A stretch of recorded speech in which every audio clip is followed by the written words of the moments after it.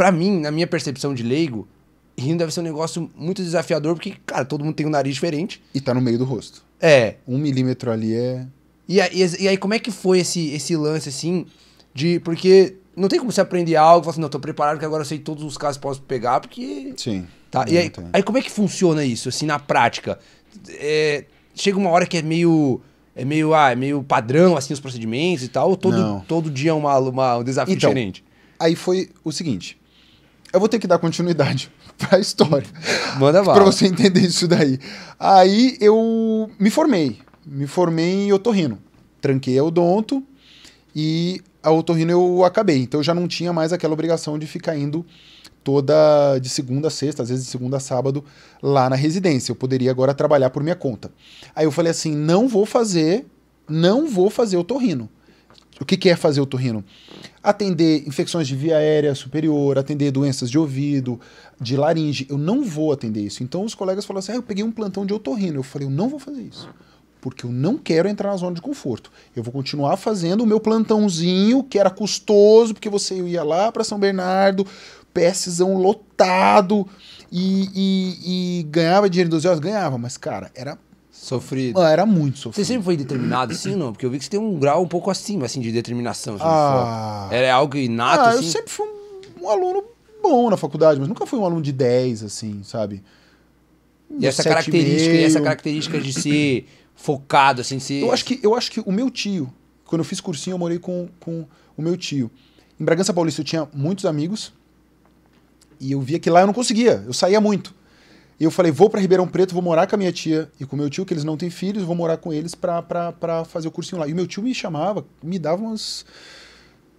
Você tem que levar a sério, você tem que fazer isso. Aí eu meio que caí na realidade, eu falei, cara, eu já não sou mais uma criança, eu acho que é ali. Eu falei, cara, eu tenho que correr atrás. E, cara, uma vez por semana ele me chamava 40 minutos de esporro, sem ter motivo. E ele falava assim, eu falei, não, por que você tá argumentando? Eu só quero te ajudar. Eu falei, não, tio, não vou falar nada. Caraca, eu nem o que falar depois disso. Não, continua. E aí ele ficava. Então ali foi. Acho que esse foi Tanto que eu tenho um respeito muito grande por ele até hoje. Então você acha que esse fator, ter alguém que te instruir é um fator determinante pra você conseguir ter esse foco? E esse colega também, que já era bucomaxilo, já tinha família, já tava na luta. O cara que chegava pra mim e falava, e aí, cara? Você vai querer ficar indo pra festinha de faculdade? Como é que é? Vai querer chegar de ressaca? Que é difícil, né? Você é o meninão que quer oba-oba.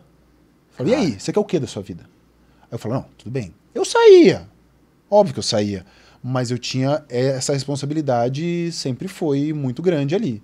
E pra você passar na faculdade foi algo difícil ou não? Tipo, você demorou muito tempo pra passar? 3 anos. 3 anos? Cara, quando eu fiz cursinho, é muito louco, assim, que você vê umas histórias muito porque eu só queria passar em né? escola, eu só tinha a opção de passar na pública. Quando meu pai foi dar aula na FURB, que eu pegando desconto de filho de professor e pegando o FIES... que possibilitou. Aí ele falou, cara, vem. E aí acabou que eu pagava R$300. Depois eu fui monitor de técnica cirúrgica e acabei não pagando nada. Mas esse lance aí que eu acho que me deu esse start, assim. Assim, você se vê como assim, e aí? O que você vai fazer da sua vida? Né? Ninguém mais vai te dar dinheiro. E aí? E aí eu comecei a gostar muito disso. Então, teve até uma amiga que falou assim, ela falou, Fred, a rino, o que eu estudei para fazer rinoplastia nunca foi pelo dinheiro. Não é hipocrisia isso que eu estou falando, nunca foi pelo dinheiro. É um desafio, é muito difícil. Como você falou, eu poderia estar fazendo um plantão, poderia estar fazendo uma outra coisa, só que tudo bem, eu sabia que eu ia ganhar dinheiro fazendo isso, ok, mas no começo a motivação não era essa. Não é essa. Uhum. A motivação não era essa. Não é que, nunca pensei nisso. Não, a gente, como eu falei, a gente fazia muita gente o preço que o paciente poderia pagar. E aí eu fui trabalhar numa clínica de um médico que ele fazia no consultório dele com local e sedação. Local e sedação é o quê? Hoje eu opero com anestesia geral. Mas se você opera com local e sedação, o anestesista dá uma droga, o paciente fica mais ou menos acordado e você faz as injeções de anestésico para o cara não sentir. Mas se você fala assim, levanta a cabeça, o paciente levanta a cabeça. Entendeu? Entendi. Ele está sedado, ele não está... É uma sedação leve. Não está inconsciente. Não. Não tá não. Quando eu vou fazer a fratura, eu falo, ó, vou fazer a fratura. Uma coisa que dói mais, é o anestesista dá um pouquinho a mais, o cara... Só que, pela segurança do procedimento, ele tem que se manter mais ou menos acordado. E tudo bem, naquela clínica que eu fazia, isso legalmente você pode fazer. Tinha todas as especificações da Anvisa, estava tudo certo. Só que o custo de você fazer uma cirurgia numa clínica é muito mais barato. Então, não envolve hospital, todo Então, no começo eu fazia isso.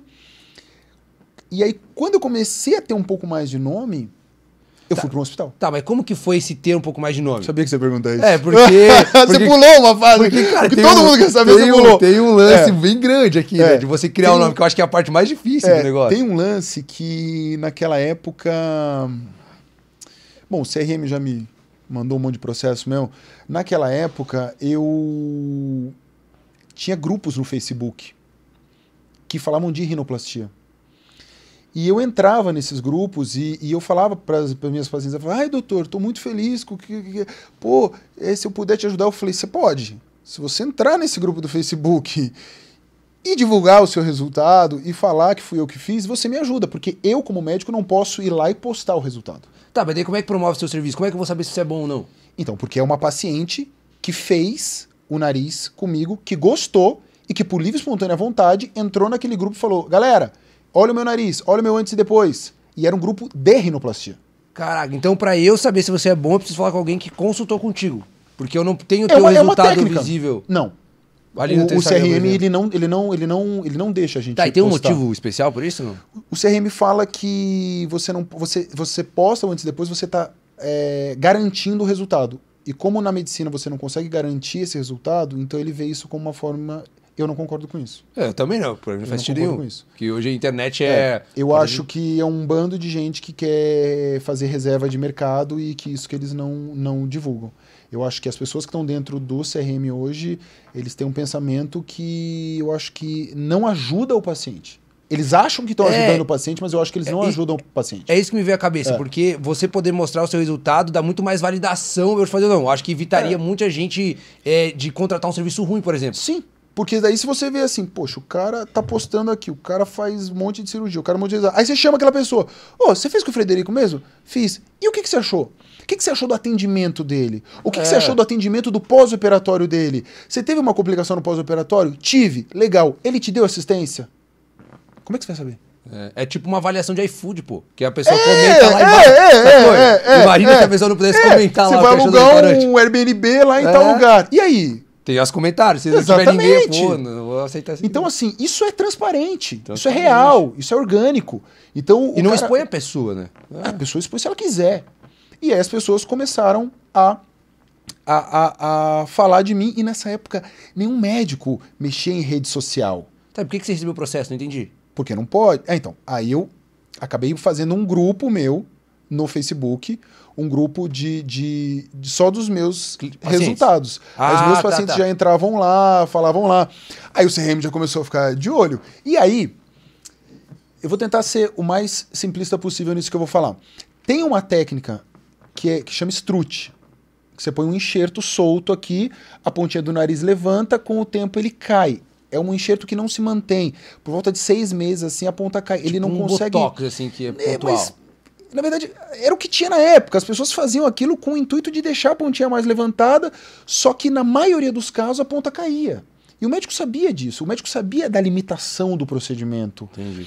E aí, eu estava lendo um livro que tinha uma técnica que você prendia a cartilagem direto no septo, que chamava Tongue and Groove. Que é com aquele fiozinho assim? Não. Tem fios de sutura lá dentro, mas não é... É um procedimento. Abrir o nariz, tudo, fazer a cirurgia mesmo. E aí, prendia lá. Aí eu falei, pô, se eu prendo a cirurgia aqui, o nariz fica curto. Então, se eu alongar o nariz com um enxerto, eu consigo prender a cartilagem lá e vai dar certo, e não vai cair. E isso é a técnica que hoje em dia todo mundo faz, que é o extensor septal, que naquela época ninguém fazia. Teve gente que já tinha descrição na literatura. Eu não fui o pioneiro, só que eu não li isso em nenhum lugar. Isso surgiu da minha cabeça, mas eu não fui o autor disso. Teve outros caras que já faziam. Mas no Brasil, eu não vou falar ninguém porque eu não tenho como saber, mas eu vou falar assim que... Um dos pioneiros. quase ninguém fazia isso. Agora, assim, eu nunca conheci ninguém que naquela época fazia isso. E quando você, por exemplo, assim, como médico, cirurgião, você pensa em algo novo, você pode simplesmente fazer? Ou você precisa passar por um... Não, assim, tinha um embasamento teórico, né? Eu peguei uma técnica, tinha no livro, eu falei, se eu pegar um enxerto do septo e prender no septo e jogar mais pra frente, porque antes aquele enxerto ficava solto, o estrude ficava solto, por isso que ele não tinha uma resistência. Falei, se eu prender, eu consigo fazer isso. E aí você vai pra congresso, aí você vê, porra, o cara ali faz uma coisa parecida. O cara ali faz uma coisa, você vai se adaptando. Entendi. Mas essa ideia teve. E assim, tinha um fundamento teórico e eu sabia que isso não ia ter problema. E aí, cara, associado à rede social, associado que eu começava a estudar rinoplastia desde a faculdade, que eu já operava, que eu fazia, que tinha rede social e que eu tava usando uma técnica pioneira, cara, o meu nome foi conhecido assim, a ponta do Dr. Fred não cai. As pacientes daquela época falaram isso, a ponta do Fred não cai, a ponta do Fred não cai. Caraca. E aí no terceiro mês de formado eu atingi um volume absurdo de rinoplastia. Formado em rinoplastia. Em otorrino. Otorrino.